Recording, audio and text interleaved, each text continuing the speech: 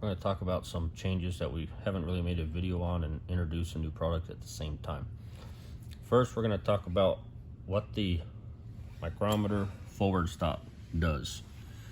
We've talked about it, but we never really made a video on what it does. So when you have a case, insert here, the standard bracket has this touch sensor that just comes up and hits the shoulder and then retracts back. The problem is it's very difficult to make very fine adjustments. We have adjustments where you can loosen these screws on the side, move this forward and back, loosen this thumb screw, move this in and out. To try to do that within a thousandth of an inch is going to be tricky. We want to control that depth into that shoulder, pretty fine resolution. So this is the standard bracket. It can be done with this. I've done tens of thousands with this.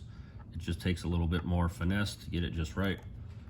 As you can see, this is keyed on the backside so everything stays square. And what we came out with a little while ago was the micrometer forward stop bracket. Still has the same two screws on the side here that mount it. And we can use 1, 2 screws. It's got multiple slots. But what it does is allows us to, with this 40 pitch screw, meaning it's 80 pitch. There's 80 revolutions per inch. So the resolution is very, very fine. So you can dial that right into the shoulder. As you can see, it's got a spring on the bottom and it's a dovetail system. So it's very repeatable, just as accurate as a lathe dovetail. So you can do your course adjustment with getting it close, moving this in and out, and then use your fine adjustment from there. Makes it really handy. This is a hardened spherical ball. Pushing on this pusher plate, everything is billet aluminum. This is a 3D printed plastic part to get the complex geometry inside to keep costs down. There's no forces on it, so it doesn't need to be metal.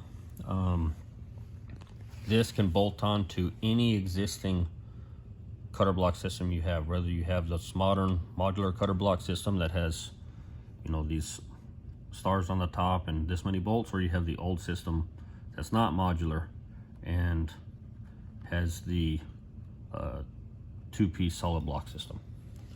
So we're going to kind of demonstrate how all this works. At the same time, this is the case ejector system we have.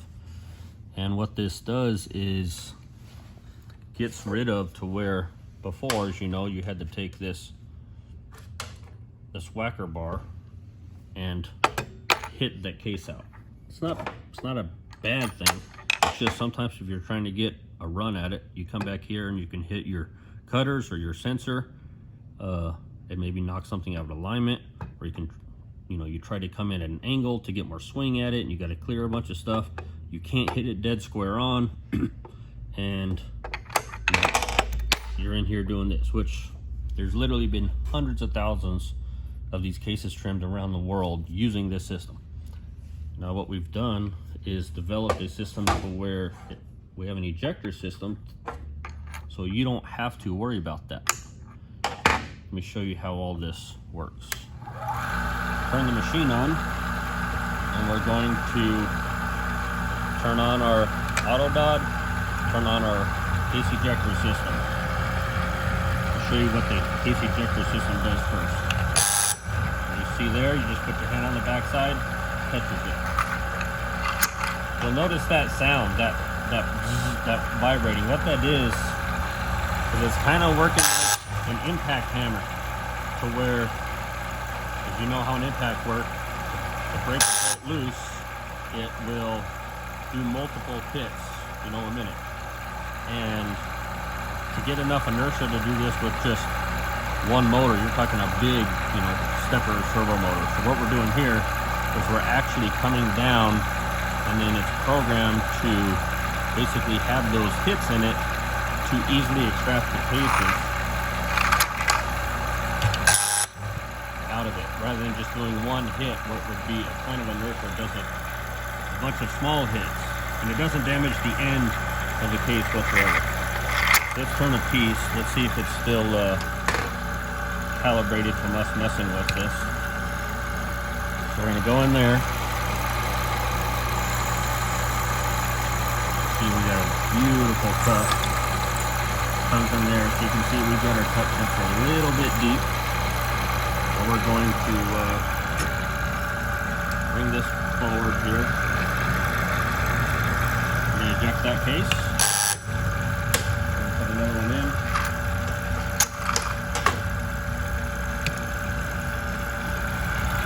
Start our auto dog cut.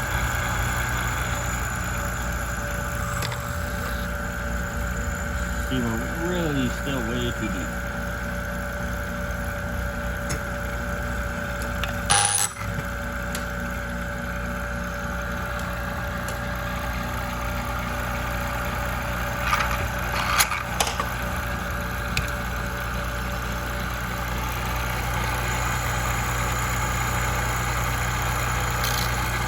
There you can see we're too shallow, right? We want to be into the shoulder. So I'm kind of showing you the extremes here. Before, you would have to loosen this up and take your thumb screw and loosen this up and try to, you know, gauge that just by moving it by hand. Well, now we can take this. As you can see, we want to cut more into the shoulder, so we'll actually loosen that up, and then we'll run it again. You'll see now it'll cut a little deeper, right? Well, maybe we want to be deeper than that yet. So you can see it's very fine adjust. Loosen that again. This time should be about right.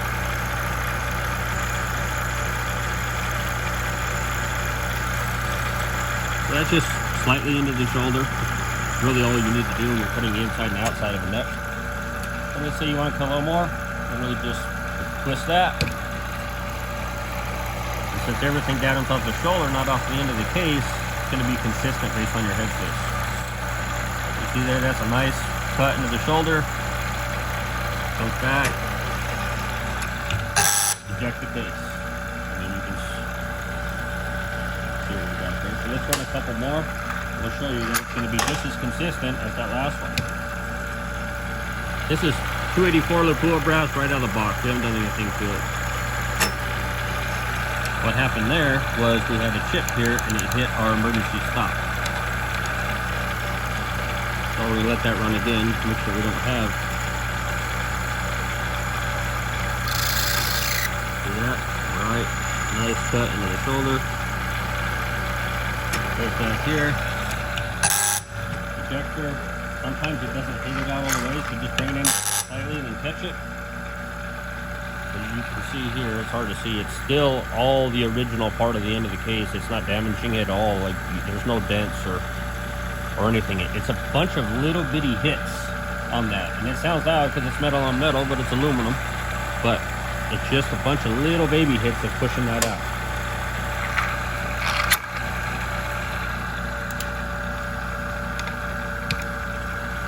So go there, make another cut. See there, right in the shoulder.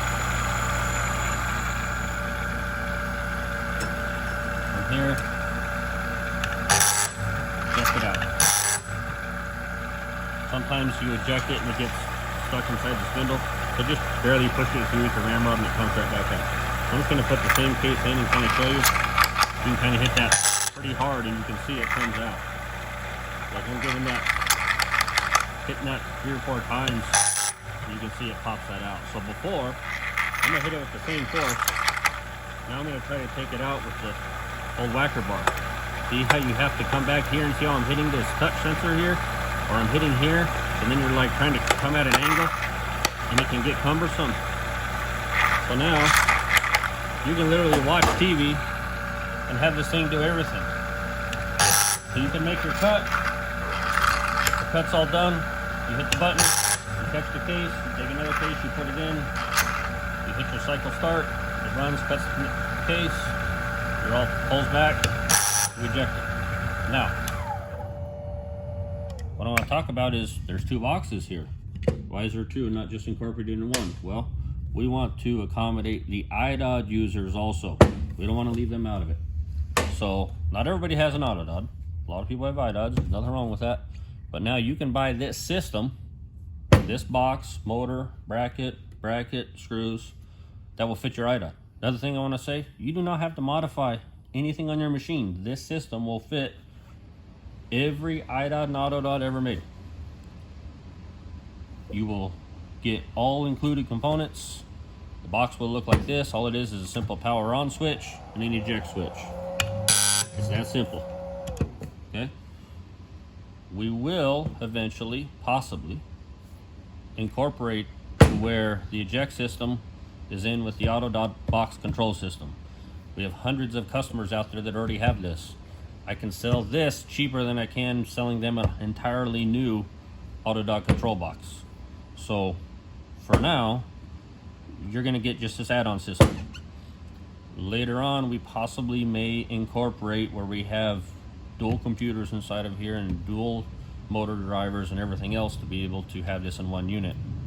As of right now, that is not in the plans, possibly in the future. So the plans are only to sell the units like this, IDOT, AutoDot. This can work.